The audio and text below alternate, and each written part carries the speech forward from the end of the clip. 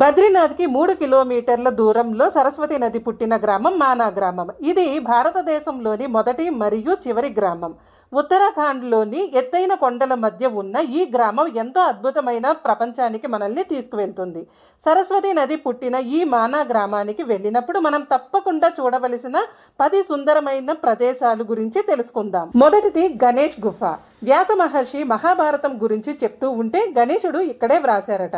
రెండవది వ్యాస గుఫ, వేదాలను విభజించింది ఇక్కడేనట. మూడవది కేశవ ప్రయాగ్. ఇది సరస్వతి నది, అలకనంద నదుల సంగమ ప్రదేశాన్ని కేశవ ప్రయాగ్ అంటారు. ఇది సరస్వతి నది భారతదేశంలోని ఉత్తరాఖండ్ రాష్ట్రంలో ప్రవహించే అలకనంద నదికి ఉపనది. ఇది బద్రీనాథ్ లోని మానా గ్రామానికి సమీపంలోని కేశవ ప్రయాగ్ వద్ద అలకనంద నదిలో కలుస్తుంది. ఇది భీమ్ పూల్.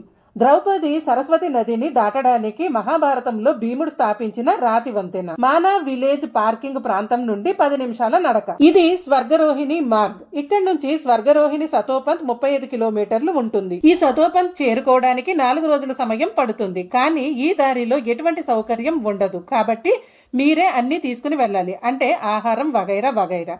ఈ యాత్ర పాండవులు స్వర్గానికి వెళ్లే మార్గంగా చెబుతారు. Vasudhara water falls. ఇది మానా గ్రామం నుండి 6 కిలోమీటర్లు నడిచే మార్గం. ఈ జలపాతం ఎత్తు 400 అడుగులు ఉంటుంది.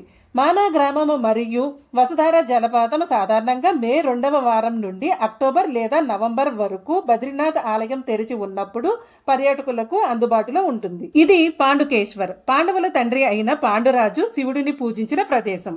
ఇది బద్రీనాథ్ కు 25 కిలోమీటర్లు, మానా విలేజ్ కు 28 కిలోమీటర్ల దూరంలో ఉంది. Valley of flowers. ఇది ఒక నేషనల్ పార్క్. ఇది 1982లో స్థాపించబడింది.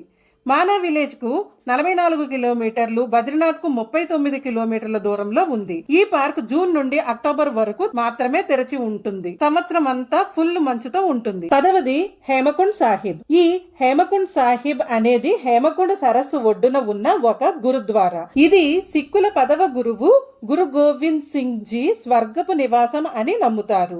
దీనిని లోక్పాల్ సరస్సు అని కూడా పిలుస్తారు. మరిన్ని అప్డేట్స్ కోసం మన ఛానల్ ని విజిట్ చేయండి. Please like, share, comment and subscribe to our channel.